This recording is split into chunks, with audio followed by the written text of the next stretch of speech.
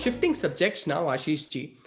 One of the most unfortunate realities of our times, be it in politics or the larger public discourse in India, is the issue around minorityism.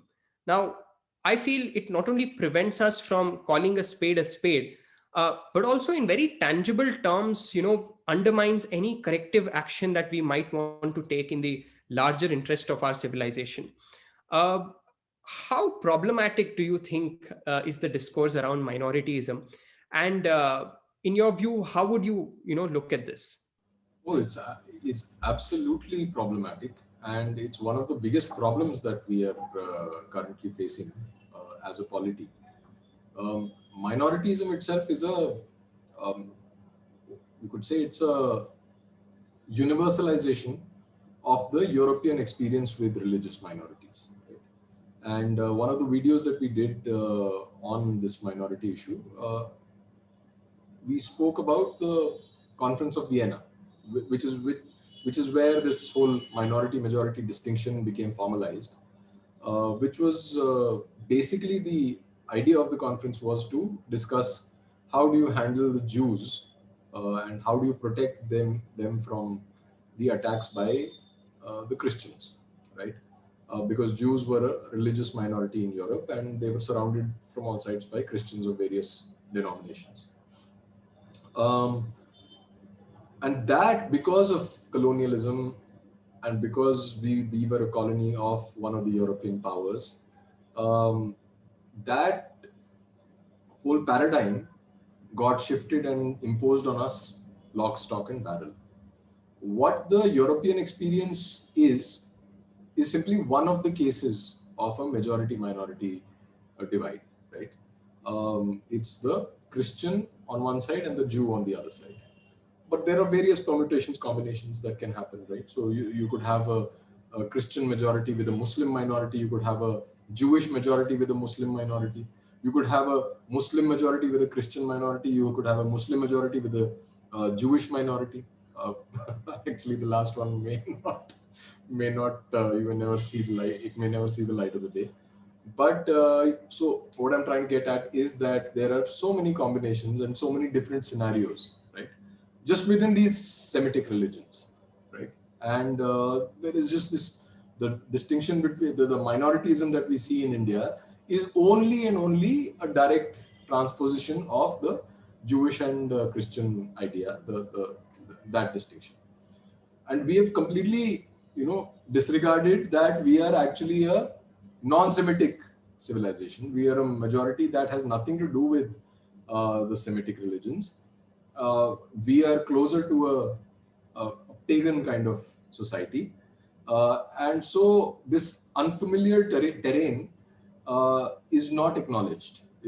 No one will say that, okay, we don't know enough about Hinduism or how Hindus live or the so-called plurality that the Hindu society embodies. None of that is discussed, but this framework of minority and majority is just imposed on us. The other thing about the other problem about about minorityism is the fact that we are I mean, in this globalized world, we are Hindus are a global minority, and the others are in fact a global majority, right? So what that means for us as a people, especially in the modern times, is that uh, and why is it relevant in the modern times is because we are seeing a breakdown of uh, nationalism generally. Nationalism is a bad word in the West, right?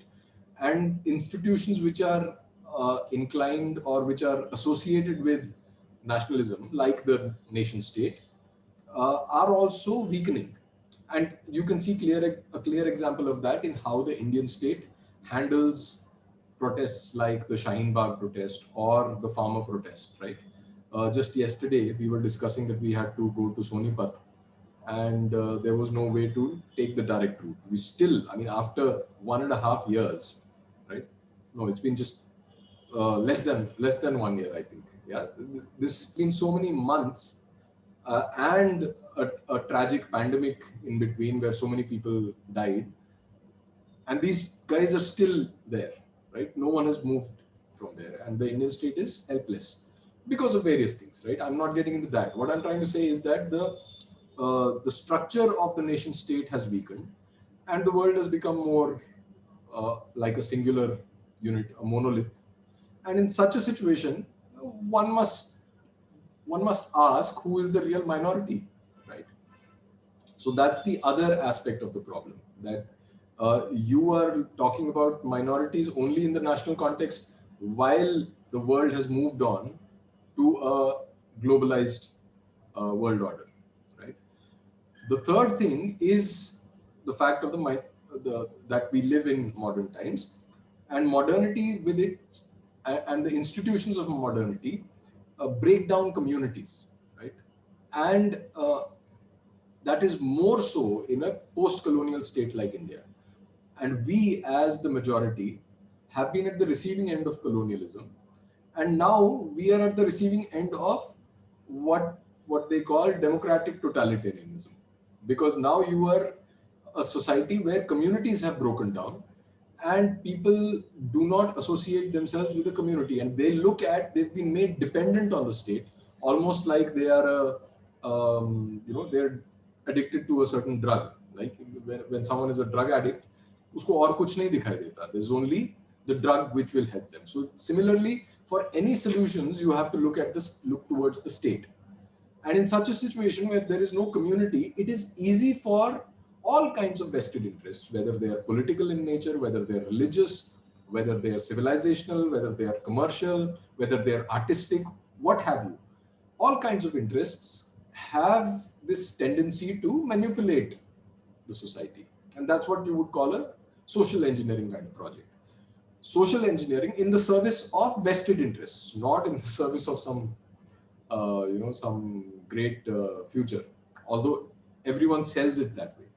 So in such a scenario where you are basically at the mercy of these impersonal and hostile forces trying to use you for their own vested interests, that is what the minority card becomes. The minority card is that.